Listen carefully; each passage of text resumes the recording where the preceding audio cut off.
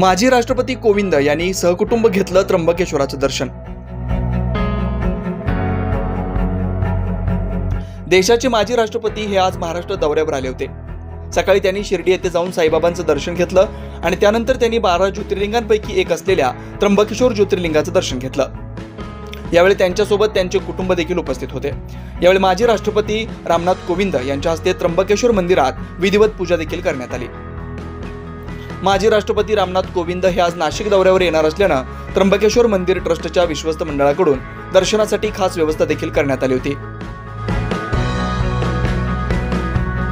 9 news महाराष्ट्रासाठी प्रतिनिधी वैभव घुगे, नाशिक।